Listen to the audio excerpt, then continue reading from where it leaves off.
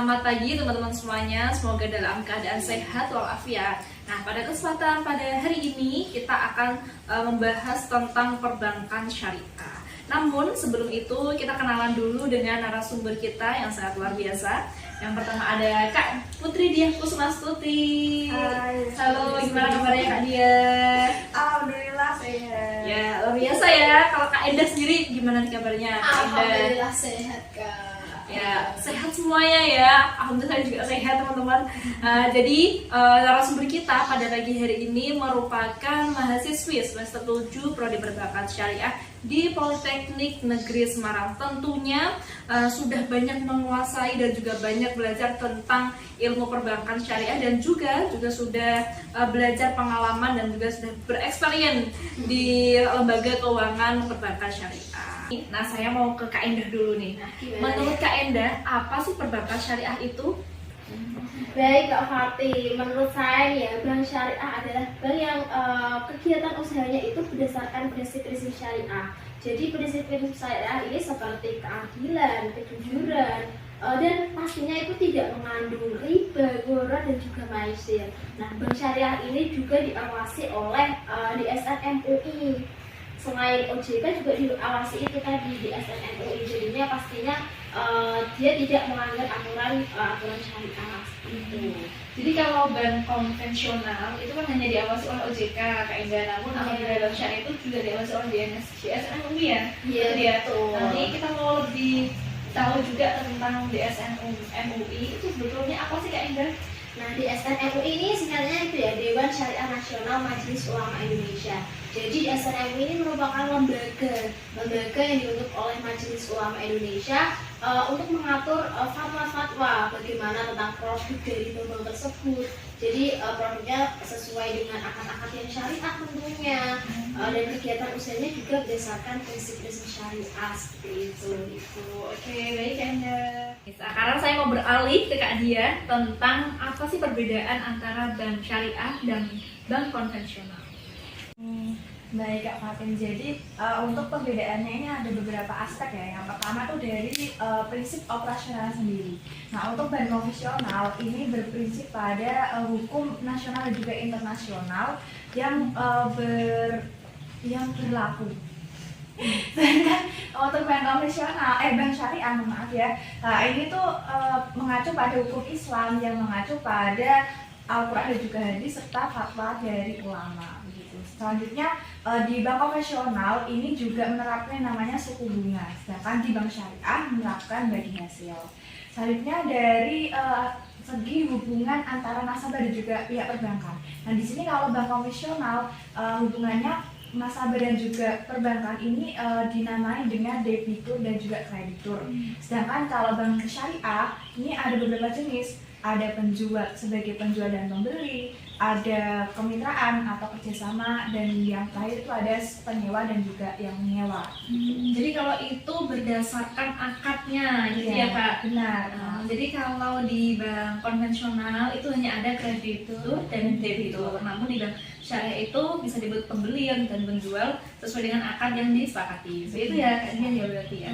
Oke Kak Diah, terima kasih. Selanjutnya saya beralih ke Kak Endah lagi. Sebetulnya sejak kapan sih bank syariah itu hadir di Indonesia Kak Endah? Nah, oke, baik Kak Fatih. Jadi untuk bank syariah di Indonesia ini awal mulanya itu berdiri pada tahun 1992 ya. Nah, bank pertama yang berdiri itu Bank Muamalat Indonesia. Jadi dengan slogannya itu pertama murni syariah. Nah, pada tahun tersebut itu artinya dimulai dari awal 90-an ya. Itu Majelis Ulama Indonesia itu membentuk suatu tim kerja untuk mendirikan bank Islam di Indonesia. Kemudian pada tahun 1992 itu berdirilah itu tadi Bank Muamalat Indonesia. Jadi untuk sampai dengan saat ini usia bank syariah di Indonesia kurang lebih sudah 30 tahun ya Kak? Iya, betul sekali. Jadi juga bukan ya. Usia yang Dini. sudah matang lah. Ini Kak Endah yang saya mau tanyakan lagi terkait dengan isu terkini kan ada 3 bank besar yang melakukan merger, yaitu Bank Mandiri Syariah, Bank BRI Syariah dan juga Bank BNI Syariah. Sebetulnya apa sih Kak keuntungannya untuk perekonomian syariah sendiri atau perekonomian Indonesia secara umumnya itu dampak dari mergernya 3 bank besar di Indonesia itu?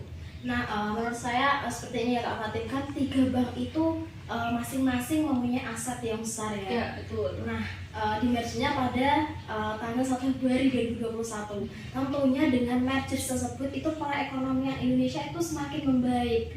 Karena dari asetnya tadi yang besar itu ketika digabung tentu kan akan Jadi lebih besar. Iya, betul seperti itu. Sehingga ekonomi Indonesia itu semakin berkembang gitu. Tidak hanya dikuasai oleh bank-bank konvensional saja, sehingga bank syariah itu menjadi lebih besar seperti itu. Oke, Kak Indah, baik Kak Indah.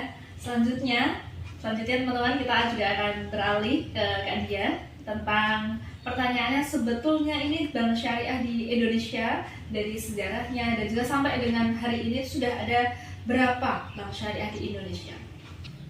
Oke, Kak Fatin. Jadi Bank Umum Syariah di Indonesia ini menurut data statistik perbankan syariah atau SPS pada tahun 2022 bulan Januari, di sini ada 12 bank syariah. Yang pertama ini ada Bank Aceh Syariah, yang kedua ada BPD Nusa Tenggara Barat Syariah, ada Bank Amanat Indonesia atau BNI yang tadi sudah dijelaskan oleh Kak Indah bahwa Bank BMI ini adalah yang pertama kali bank syariah. Selanjutnya ada Bank Victoria Syariah, ada Bank Jabar Banten Syariah, Bank Mega Syariah, Bank Panin Dubai Syariah, Bank Syariah Bukopin, BCA Syariah, Bank Tabungan Pensiunan Nasional Syariah atau BTPN Syariah. Selanjutnya ada Bank Alami Syariah, dan yang terakhir ada BSI yang sudah di-merger dari 3 bank besar tadi, ada BRI, BNI, dan juga Mandiri Syariah. Oke Kak Dia, untuk selanjutnya nih, ada apa sih peranan dari bank syariah di Indonesia? Nah, peranan bank syariah di Indonesia ini sudah terwujud ya dari beberapa aspek, Kak Fatin. Yang pertama itu menjadi perekat nasionalisme baru. Artinya di sini bank syariah itu menjadi fasilitator aktif untuk jaringan ekonomi kerakyatan. Dimana kan ekonomi kerakyatan ini adalah ekonomi sistem ekonomi di Indonesia yang dianut gitu ya. Jadi dapat mendongkrak UMKM dari menengah ke bawah. Selanjutnya ada memberikan return yang lebih baik. Return yang diberikan oleh bank syariah ini tadi kan sudah ada di perbedaannya, yaitu bagi hasil. Bank syariah juga ada yang bilang sambutannya tuh bank bagi hasil. Nah, di sini bagi hasil yang dimaksud adalah keuntungan yang didapatkan dari usahanya nantinya akan dibagi kedua belah pihak sesuai dengan sebagai hasil yang sudah disepakati. Nah, jadi return yang diberikan oleh bank syariah ini fluktuatif gitu ya, tidak melulu jumlahnya sama karena sesuai dengan keuntungan dari tadi jumlah usahanya. Selanjutnya yaitu mendorong pemerataan pendapatan. Jadi selain bank syariah ini menghimpun dana pihak ketiga atau DPK untuk disalurkan pembiayaan yang nantinya akan menghasilkan profit untuk bank syariah, tapi juga bank syariah ini mengumpulkan yang namanya dana kebajikan, yaitu dari zakat, infak, sedekah, tauzis yang nantinya akan disalurkan melalui pembiayaan koordinasi. Nah, pembiayaan koordinasi ini adalah pembiayaan yang tanpa syarat, tanpa jaminan untuk orang-orang kriteria tertentu yang dibantu oleh bank syariah. Dan ini tidak ada tambahan apapun ya, kecuali tadi mengembalikan pokoknya saja. Luar biasa ya Kak Dia ya, ternyata peranan bank syariah di Indonesia itu sangat ini ya, untuk di bidang sosialnya juga sangat membantu orang-orang yang kurang mampu. Jadi sangat baik sekali sih menurut saya di bank syariah ini. Oke Kak Dia, terima kasih. Nah, baik teman-teman semuanya, kita sekarang akan mengetahui lebih dalam tentang perbankan syariah, yang mana kita akan mengetahui tentang produk-produk di bank syariah. Kalau menurut Kak Endah sendiri nih, apa saja produk-produk dari perbankan syariah? Baik Kak Fatin, jadi produk-produk dari perbankan syariah itu klasifikasinya ada 3 ya. Yang pertama itu ada penghimpunan dana, nah kemudian ada penyaluran dana, dan kemudian yang ketiga ada jasa. Nah, untuk penghimpunan dana ini memakai akad seperti tadi yang sudah dijelaskan sebelumnya, kan bank syariah ini menggunakan akad. Nah, akad yang pertama itu ada akad wadiah.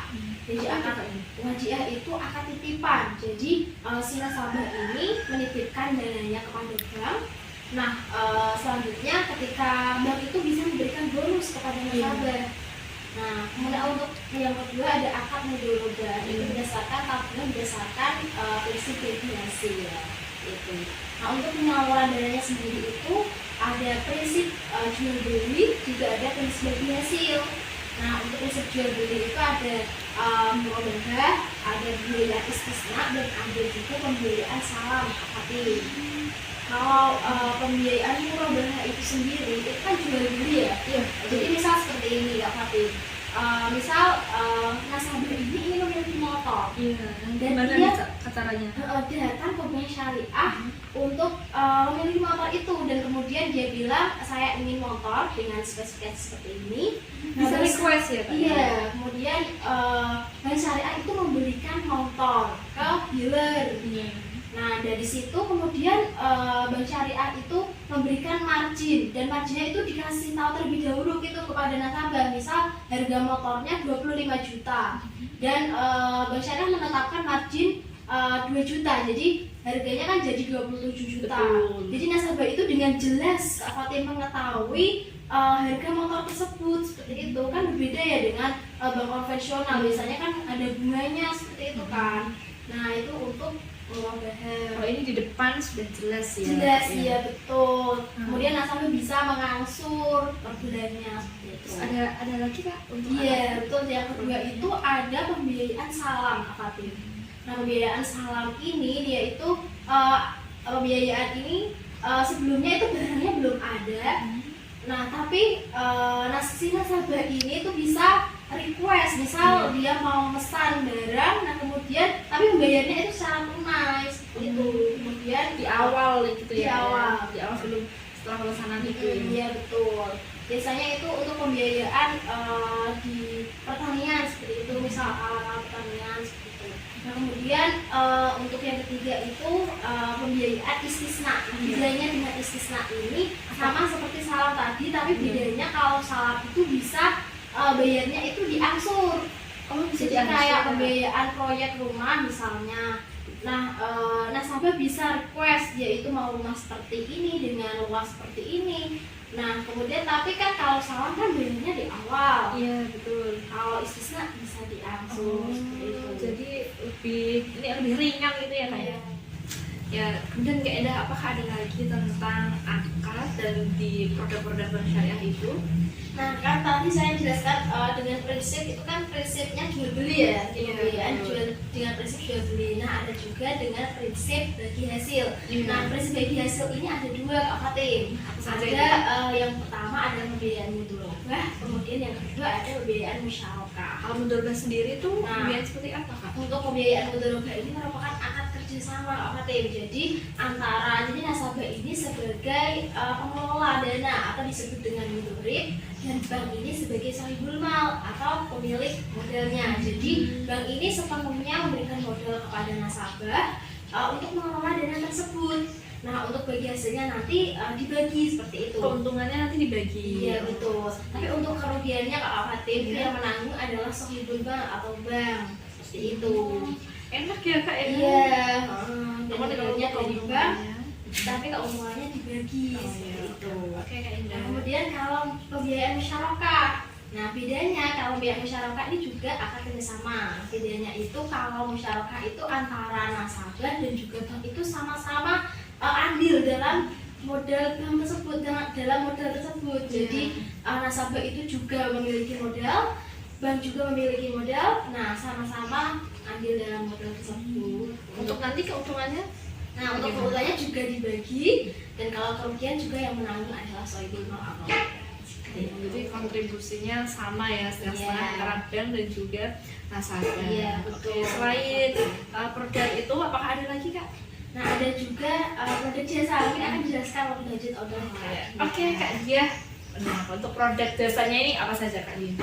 Oke, nah untuk produk jasanya itu ada hibalah, kafalah, terus ada wakalah, ada rohan, ada short, ada kot tadi yang pembiayaan untuk orang yang berkebutuhan.